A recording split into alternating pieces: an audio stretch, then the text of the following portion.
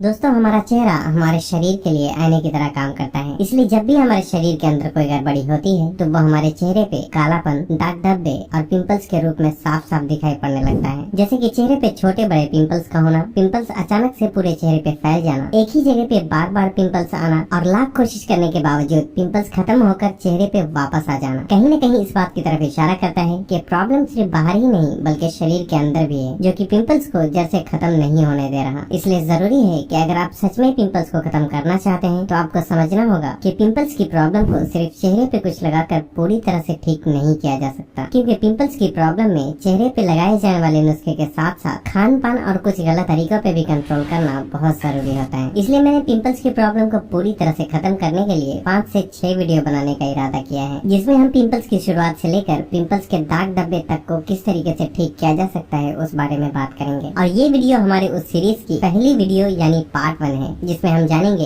कि एक ही जगह पे बार बार पिंपल्स क्यों आते हैं और इसे किस तरीके से रोका जा सकता है। आने वाले नेक्स्ट वीडियो यानी कि पार्ट 2 में हम जानेंगे कि पिंपल्स की प्रॉब्लम में हमें क्या खाना चाहिए और क्या नहीं खाना चाहिए। पार्ट 3 में हम जानेंगे कुछ ऐसी गलतियों के बारे में जो कि पिंपल्स को बद से बदतर बना देती है और हमें पता भी नहीं होता। पार्ट 4 यानी चौथी वीडियो में हम पिंपल्स को खत्म करने के लिए चेहरे पे लगाए जाने वाले कुछ सबसे असरदार घरेलू नुस्खे और क्रीम के बारे में जानेंगे। और फाइनली पार्ट 5 यानी 5वीं वीडियो में हम दाग धब्बे को किस तरीके से खत्म कर सकते हैं उसके बारे में ठीक से जानने की कोशिश करेंगे। फिलहाल हम शुरू करते हैं कि एक ही जगह पे बार बार पिंपल्स क्यों आते हैं और उसे किस तरीके से रोका जा सकता है। दोस्तों, एक बात आप लोगों को समझ लेनी चाहिए कि चेहरे के किसी भी हिस्से पे पिंपल्स होने की सिर्फ एक ही वजह होती है और वो है हमारे चेहरे पे मौजूद छोटे छोटे रोम छिद्र का बंद हो जाना। रोम छिद्र के बंद होने से हमारे स्किन के अंदर से निकलने वाले नेचुरल ऑयल बाहर नहीं निकल पाते हैं और इसलिए वो पिंपल्स का रूप ले लेते हैं। इसलिए यहाँ समझने वाली बात ये है कि चाहे पिंपल्स होने का एक ही कारण हो, लेकिन रोम छिद्र के बंद होने के कई कारण हो सकते हैं, जैसे कि चेहरे का बहुत ज्यादा ऑयली या ड्राई होना, चेहरे की सफाई ठीक से न हो पाना, पाचन में हमेशा गड़बड़ी रहना या ठीक से पेट साफ न होना, चेहरे और बालों में खराब तरीके के केमिकल वाले प्रोडक्ट का इस्तेमाल करना। लेकिन कई बार देखा गया है कि सिर्फ एक ही जगह पे बार बार पिंपल्स आते रहते हैं, जैसे कि किसी को माथे पे, किसी को गाल, नाक या फिर किसी को दाढ़ी वाले हिस्से में पिंपल्स की प्रॉब्लम होती है। ट्रेडिशनल चाइनीज मेडिसिन के हिसाब से फेस मैपिंग के जरिए इस बात का पता लगाया जा सकता है कि चेहरे के कौन से हिस्से में किस वजह से पिंपल्स की प्रॉब्लम होती है। शुरू करते हैं फोरहेड यानी पेशानी से। दोस्तों, हमारा पेशानी का ऊपरी हिस्सा डाइजेस्टिव सिस्टम यानी कि हमारे पाचन तंत्र और ब्लैडर यानी मूत्राशय से जुड़ा होता है। इसलिए माथे के ऊपरी हिस्से में आने वाला पिंपल्स पाचन में गड़बड़ी और शरीर में पानी की कमी को दर्शाता है। इसलिए ऐसे में जरूरी है कि ऐसी चीजें जो कि पचने में बहुत ही मुश्किल होती है, जैसे कि ज्यादा तेल मसाले और मैदे से बनी चीजों को छोड़कर ताजे फल और सब्जियों की तरफ ज्यादा फोकस करना चाहिए। साथ ही साथ दिन भर में 3 से 3.5 लीटर पानी जरूर पीना चाहिए। पेशानी यानी माथे पे होने वाले पिंपल्स का दूसरा कारण सर में होने वाले डैंड्रफ या बालों में इस्तेमाल किए जाने वाले शैम्पू, ऑयल, जेल, वैक्स और हेयर स्प्रे जैसे प्रोडक्ट भी हो सकते हैं, क्योंकि डैंड्रफ में पाए जाने वाले बैक्टीरिया और हेयर प्रोडक्ट में मौजूद केमिकल का कुछ हिस्सा पेशानी के हिस्से में भी आ जाते हैं, जो कि रोम छिद्र को बंद कर देते हैं, जिसकी वजह से पिंपल्स की प्रॉब्लम शुरू होने लगती है। इसलिए ऐसे में जरूरी है कि केमिकल फ्री और नॉन कॉमेडोजेनिक प्रोडक्ट का इस्तेमाल किया जाए। नॉन कॉमेडोजेनिक का मतलब है ऐसा प्रोडक्ट जो कि रोम छिद्र को बंद नहीं करता। साथ ही साथ जब भी आप अपने बालों को शैम्पू से धोएं तो सर को पीछे की तरफ झुकाकर पेशानी यानी माथे की तरफ से पानी डालें, ताकि शैम्पू वाला पानी चेहरे पे न आकर सर के पीछे वाले हिस्से की तरफ से बह जाए। ऐसा करने से शैम्पू में मौजूद केमिकल से काफी हद तक बचा जा सकता है। उसके बाद बारी आती है पेशानी के नीचे वाले हिस्से की। दोस्तों, ये हिस्सा हमारे दिमाग,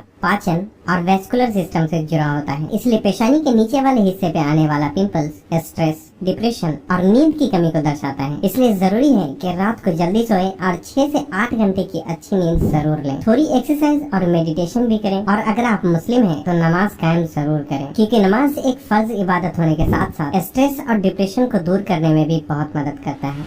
अब बारी आती है दोनों आईब्रो के बीच वाले हिस्से की। दोस्तों, ये हिस्सा हमारे लीवर से कनेक्टेड होता है, इसलिए दोनों आईब्रो के बीच में आने वाला पिंपल्स लीवर में आई गड़बड़ी को दर्शाता है। इसलिए बहुत ज्यादा फैटी फूड जैसे कि नॉनवेज और तली हुई चीजों के बहुत ज्यादा इस्तेमाल से लीवर को बहुत मेहनत करनी पड़ती है। इसलिए जरूरी है कि ऐसी चीजों को छोड़कर सादे खाने पे ज्यादा फोकस किया जाए, जिससे कि हमारे लीवर को अपनी सफाई का मौका मिल सके।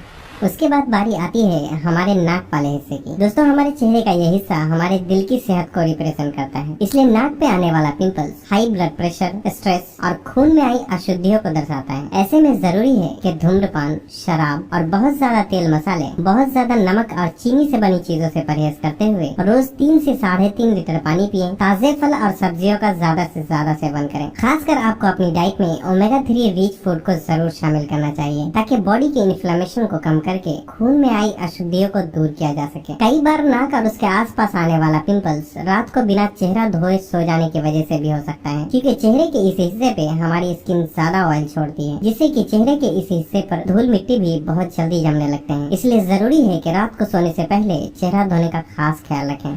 उसके बाद नंबर आता है हमारे चेहरे के चीक यानी गाल वाले हिस्से का। ये हिस्सा हमारे लंग्स और लिवर से कनेक्टेड होता है, इसलिए गालों पे आने वाला पिंपल्स, एलर्जी, लंग्स, लिवर और पाचन में आई गड़बड़ी को दर्शाता है। इसलिए ऐसे में जरूरी है कि जो चीजें लिवर और फेफड़े पे ज्यादा जोर डालती हैं, उससे परहेज करना चाहिए, जैसे कि धूम्रपान, तंबाकू और शराब को पूरी तरह बंद करने के साथ साथ डेयरी प्रोडक्ट, शुगर और फैटी फूड जहाँ तक हो सके कम से कम ही सेवन करना चाहिए। और फेफड़े की अच्छी सेहत के लिए पोल्यूशन से भी बचना बहुत जरूरी होता है, इसलिए ज्यादा धूल मिट्टी और पोल्यूशन वाली जगह पे जाते वक्त पोल्यूशन मास्क का इस्तेमाल जरूर करना चाहिए। लोअर चीक यानी हमारे चेहरे के निचले गाल वाला हिस्सा मुंह से भी लिंक्ड होता है, इसलिए गाल के निचले वाले हिस्से में आने वाला पिंपल दांतों और मसूरों में जमी गंदगी को दर्शाता है। इसलिए जरूरी है कि मुंह की सफाई का भी खास ख्याल रखा जाए। दोनों साइड वाले गालों पे आने वाले पिंपल्स के पीछे का कारण गंदे तकिए के कवर भी हो सकते हैं। शायद आपको सुनकर थोड़ा अजीब लग रहा होगा, लेकिन रात को सोते समय सर में मौजूद तेल और बैक्टीरिया बालों से तकिए पे और तकिए से आपकी गालों की स्किन पर ट्रांसफर होकर एक्ने पिंपल्स को जन्म देते हैं। इसलिए जरूरी है कि 3 से 4 दिन या फिर हफ्ते में कम से कम एक बार तकिए के कवर की सफाई जरूर करनी चाहिए।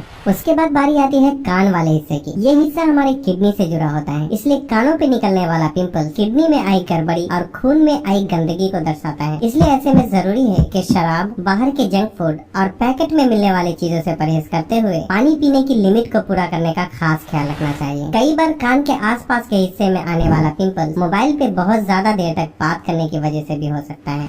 अब बारी आती है जॉ लाइन यानी कि जबड़े पे आने वाले पिंपल्स की। जॉ लाइन पे आने वाले पिंपल्स लड़कों के मुकाबले लड़कियों में ज्यादा देखे जाते हैं, क्योंकि चेहरे का ये हिस्सा रिप्रोडक्टिव ऑर्गन यानी कि प्रजनन अंग से जुड़ा होता है। इसलिए जबड़े पे आने वाले pimples hormonal imbalance, menstrual cycle और पीरियड्स में आई गड़बड़ी को दर्शाता है। इसलिए ऐसे में जरूरी है कि खासकर ऐसी चीजें जो हार्मोन को टारगेट करती है उसका कम से कम ही सेवन किया जाए या फिर कुछ दिन के लिए पूरी तरह से रोक दिया जाए, जैसे कि बाहर के जंक फूड, दूध और चीनी से बनी चीजें, और अपने खाने में एंटीऑक्सीडेंट रिच फूड, प्रोबायोटिक जैसे कि ताजे फल, सब्जियां और एप्पल साइडर विनेगर जैसी चीजों को अपने खाने में शामिल करना चाहिए।